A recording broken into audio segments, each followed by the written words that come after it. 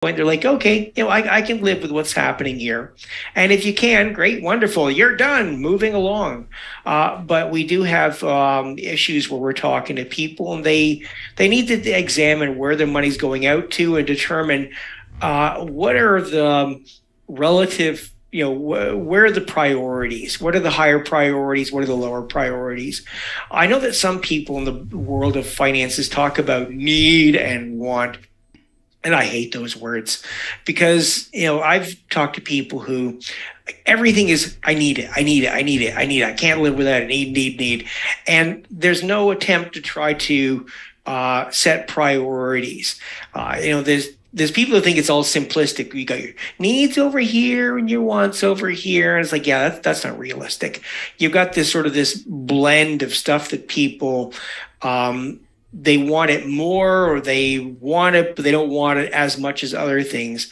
So it's up to people to figure out, how do you make sure that your highest priorities get covered first and fully, and then whatever money's left over can go wherever you choose.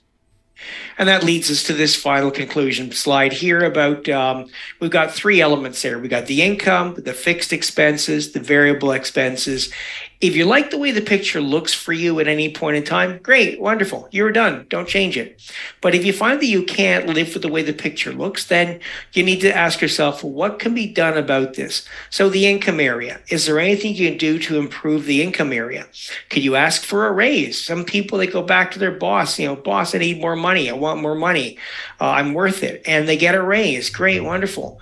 If your boss laughs at you and says, not a chance in the world, well, then maybe it's time to go get a better job, right? Quit, find a new employer who pays better, or get a second job, or start driving for Uber, or start a Craigslist business, or get married to a rich person. I don't know, you find something that helps out in the money area, great, wonderful, solve your problems. In the expense area, well, it's a question of, okay, between the fixed and the variable. Fixed first, is there anything that you can give up? So when we're counseling people, we might start from the small, for example, and start knocking off, the subscriptions. Do you need that? Do you need that? Do you need that? And then working our way up and saying, okay, well, do you need that? Do you absolutely need that? And seeing what people might be able to live without. And then the variable expense is a question of just tracking where your money's going out to and cutting in the areas that wind up being the lowest priority. So there's no magic in this. It's just looking at those three elements there and playing around with them and saying, okay, how can I muddle through life as best as possible? Now, before we get out of the area of you and your own money, we wrap things up here. We get a little bit lighter. Up to this point, it's been kind of like depressing, like, oh, got to manage my money, and not very exciting, not an awful lot of fun, but at least we survived that part. So the budget I was looking at before, we got the three components: the income, the fixed, and the variable spending. And there's a fourth component, savings. Saving is all about your future and what you want to have, what you want to do, what you want to experience in that future. So everybody has something that they want, right? Maybe not for yourself, maybe for your kids or other family members. It's a question of what are you capable of doing and what are you willing to do to actually get to that future. And that is the land of talking about goal setting. Goal setting is about setting a method for thinking about the future, planning out what you want, and planning out the route to actually go and achieve that. So on the slide here, I threw this extremely simplistic example of, Richard wants a vacation. Like everybody wants a vacation. And, because it's super simplistic, I said, let's call it a $1,200 vacation that's going to happen 12 months from now. So obviously I'm just doing that to give myself some really, really simple math. Look at that. Monthly savings, I need to find $100. Now, life is just not going to offer up such simplistic, scenarios. But if you were to take this type of idea and ramp it up an awful lot more, you'd be in the land of the stuff that people are planning long term about. Like, when are they going to retire? When are they going to buy a home? How are they going to be able to put their kids through school? Maybe there's like the idea of like, okay, that, getting a cottage up north, or I don't know what you want. Like, decide for yourself what it is that you want. But anyway, what we are working towards here is the idea of grabbing a hold of some of our money and saying, okay, hey, you're not going to get spent today. You're going to be put over in the magic land of savings. Now, this first slide here in savings is all about one word, and our magic word here is automatic.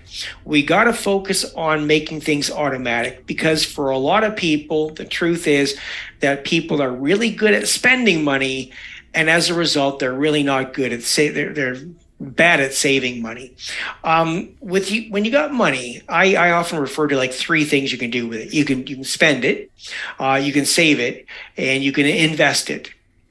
Now, to be able to invest it, you got to be able to save it first. You got to have something there to be able to invest it, right? So we got the spending, the saving, and the investing. Now spending can sometimes be fun. I mean, sometimes you spend money on things. It's, nobody gets excited about, oh, I can pay my insurance today. Ooh, like that. That's not fun. But there is some spending that is fun. You can figure out for yourself what spending is fun, right? So let's say spending can be fun. Investing can also be fun. It depends on if the market's going up or going down. There's times like now where the market's been going down, and that's not so much fun. But when the market is going up, it is nice. If you've got money invested in something and your investments are growing, you're checking your investments and you're like, oh, look at that. My investments are up this much since the last time I checked. That's very, very nice. So here we have spending, fun, investing, can be fun. And in the middle, we have saving. And you know what saving is? It's boring. It's not fun at all. It's boring. Like, if you think about, just the mere fact of saving money, it's like, let's say you moved $100 from your checking account to your savings account. How excited are you about that? You're not. Savings is boring, but saving is that important middle step between the money you spend and the money you invest. You've got to get it out of the one pocket to get it over to the other pocket.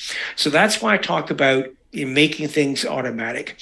This is where I put in a really big pitch for people to touch base with your financial institution. Doesn't mean you have to go in and talk to anybody. You just go on the website, take a look around.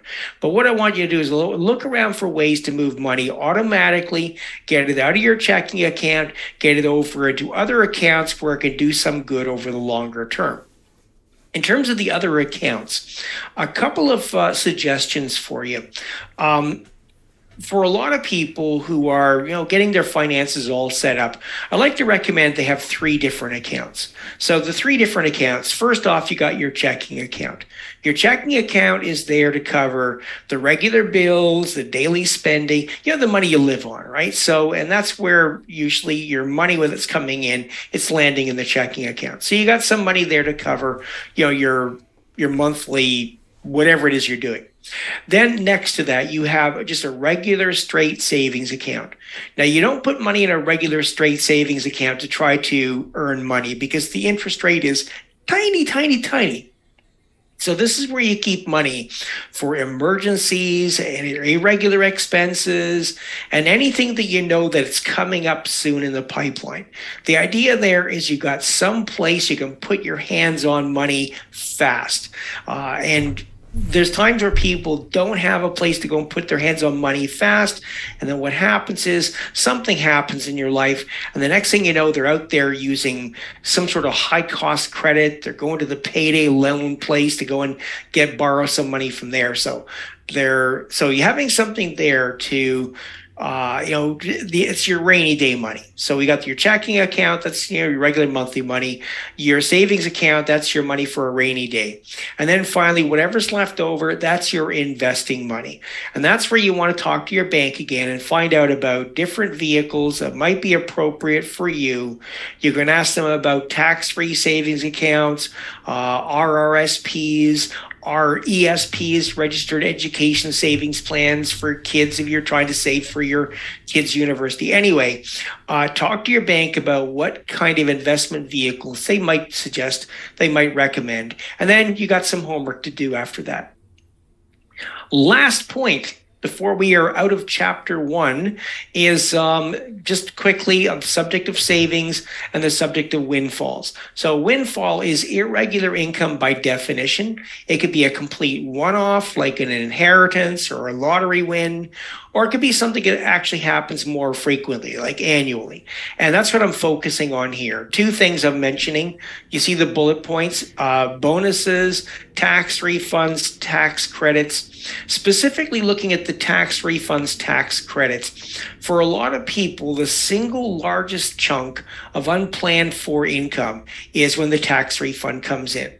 And having it diverted into savings, like it says on the slide there, it may provide the ability to avoid using high cost credit like payday loans.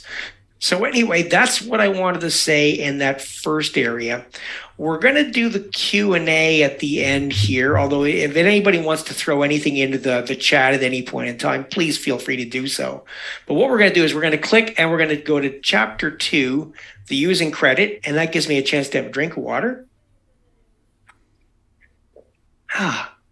Okay, within chapter 2, we're looking at your usage of other people's money and what I think it's worthwhile for you to know in this area. So I've got some positives and some negatives coming up here. And as you can see, I've broken this part also into 3 topics. Let's dive into the first area about, just general knowledge about credit usage. So I've talked to an awful lot of people over an awful lot of years about the subject of credit. And I've talked to people who say, oh, credit is the greatest thing in the world. I got a beautiful house out of like this, borrowing and borrowing and borrowing. And then the other people are like, oh, credit is horrible. My Uncle Bob got a credit card and then he had to file a bankruptcy and he's always been poor and broke ever since and he's miserable. I like to point out that I don't think the credit is actually either good or bad. It's a tool. Like it says in the lower right there, it's a tool. It can be a useful tool. Like any other tool, it can be used well, it can be used badly. And that depends on the user and what they're actually doing with this tool. So keep in mind, I'm considering credit to be neither good nor bad. Having said that, when we get to debt, debt's bad. Okay. Debt is anytime you've used credit until you pay it back, now you have debt. And the problem with debt, first off, is that debt doesn't care about anything else that's happening in your life. Debt is like this eternally hungry monster that follows you around. Imagine like you got some sort of monster following around. There's like just going, feed me, feed me. That's all it ever says is feed me, feed me, feed me. And it won't shut up and it won't go away until it's like completely extinguished. So you've got this thing that follows you around and it doesn't care what's happening in your life. Oh, you lost your job? Debt doesn't care. You got really sick. Maybe you got cancer or something. Debt doesn't care. Your spouse just left you or died or something.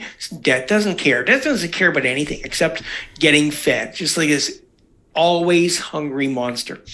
And this always hungry monster has an enlarging appetite, and that's the cost of debt. So whatever is the additional cost of having credit, that can be a little, that can be a lot. And that's one of the things I want to focus on in the next few minutes is how the cost of debt can really just run right off the end of the scale. Now, before we get to the really ugly end of credit, we're going to spend just a little bit of time talking about what, for some people, is the really nice end of credit. And to do that, we're going to talk about the credit card. So, the credit card, it is the most common credit product in Canada in the 21st century. Virtually everybody in Canada, almost every adult in Canada is going to have at least one credit card at some point in their life. Some people are going to make the mistake of having a lot more than just one, but for many people, one credit card, that's going to be something that's going to happen with people. I'd say for most people, the credit card is the first credit product they were ever introduced to. If you're a teen growing up in Canada, you're barely past your 18th birthday, and your bank wants to know, do you want to have a starter credit card? If you're a newcomer to Canada, you're just setting up your banking relationship here in Canada, and you're asked again about a starter credit card. This is also the form of credit that's going to be used the most frequently, in a lot of cases on a daily basis. And what I want people to know in this presentation, there's a couple things about the credit card that are really, really important for people to know. And it goes back to debt and the cost of debt. So, okay, let's just take a look at the right side of the slide I've got for you right now. Do you know there are people out there, like me, I'm one of them, who pay an effective interest rate of 0%? Okay, I haven't paid a penny in interest in many, many years. And I've got 2 credit cards, and I use those things all the time. I leave home, I'm going out, even I'm going through the Tim Hortons drive-thru. You know how I'm paying for it? With a credit card. And I pay 0 interest. What do I do? How do I do that? How do I pull this off? I'm in the grace period. And I'm pretty sure there's somebody out there who's already heard all this, and they're thinking, he's talking about grace periods now. For God's sake, everybody knows about grace periods. Unfortunately, a lot of people don't. A lot of people have never heard about grace periods. And so this slide here, it's slide number 22, in case you're curious when you get the slide deck. This is one I want you to really, really burn into your brain. You got to stay in the grace period. So the grace period, what is it? It's the time when no interest is charged. So you pay 0 interest, like me. What do you need to do to stay in the grace period? You have to clear the balance completely in full at least once every month. That balance has to touch 0. Even if it only touches 0 for like 1 minute, you pay it off, and then you're like, I paid it off. Now I can go spend money again. Oh, that's what I do. And anyway, if you are clearing the balance in full, you're in the grace period. And the last point I have on the slide here, on the right side, this is something that I consider to be very, very, very important. People who pay off their credit card more often than once a month are much, much, much less likely to ever have any credit problems. So I'm going to ask you to really think about that. If you get in the habit of doing an electronic payment, zeroing out your credit card twice a month, you will probably never talk to a credit counselor again. So it's like you wave goodbye to Richard, and you never, ever, ever, ever have to talk about this subject again. It's a very important slide, and we're done with that slide. Now, for the people who are in the grace period, or who will get in the grace period, I got one thing specifically I want to say to the grace period people, and that is, do your homework on the subject of what kind of potential benefits are offered by credit card issuers, because there's a lot more than just cash back. A lot of people, they hear the words cash back, and they're like, oh, there will be cash back for me. Look at points programs, look at travel rewards, look at discounts, look at whatever else they might be offering, and do your homework. Work out what actually works best for you. I have 2 credit cards. One credit card, I go nuts on points programs. I love my points programs. When I have enough points in, I typically cash in, and I generally get a prepaid gas card, so I get some free gas for a while. In fact, I have one in my wallet right now that's good for $100 in free gas. So yay! I like going to the gas station getting free gas. I like that a lot. My other card is a travel rewards card. So when I go places, I want to use a card that's going to get me into nicer hotels. It's going to get me into better seats on airplanes. It's going to get me into the business lounge so I can go have a beer while I'm waiting for my flight to go. Okay, it's all about, you play the game, you figure out what you can actually benefit, how you can make this work for you. Now, I did say there were 2 things I wanted you to know about. Sorry, Richard, not to jump in. There's a note here. I don't know if you saw the question about using credit cards to improve the credit score. Are you going to touch on that later, or did you want to? Yeah, I am going to be getting to that. We have credit score coming up, okay. But actually, I'm just going to answer it with a one-word answer. Yes, it is a very good strategy to improve the credit score. So. Okay. Anyway, thanks for mentioning that to me. But we're about to get into credit scoring in just a little bit. I have a couple other things I want to say about the world of credit first, and one of them, my last thing I want to say about the credit cards is this: minimum payments are no good. Okay, the minimum payment system. You ever look at a bill and it says, your credit card bill, it says, well, your balance is way up here, but they're happy with a payment way down here. And honest to God, like the number of times where I've talked to people and they say, like, oh yeah, my credit card company lets me pay just $10 or $20 a month or $50 a month, and they're happy with that. And I'm saying, what's going through my mind is, you are an idiot. I hope nobody out there is like actually doing that. But anyway, let me just put it this way: the minimum payment system is a trap. It's intended to get people very comfortable falling out of the grace period, making small payments, get comfortable carrying balances, stay in debt for a very long period of time, and pay a ton of interest. So don't walk into that trap. The minimum payment system is not good at all. Okay, moving along. The last positive thing I have to say in the world of credit is this. There are what I call first tier and second tier organizations. First tier are the places where people who have good credit go, where they can access credit on reasonable terms, because these are places that have to compete with other financial organizations for the people who are low-risk clients. And then there's what I call the second tier. And the second tier are places that will lend money to anybody. I do mean anybody. And I have an illustration coming up here.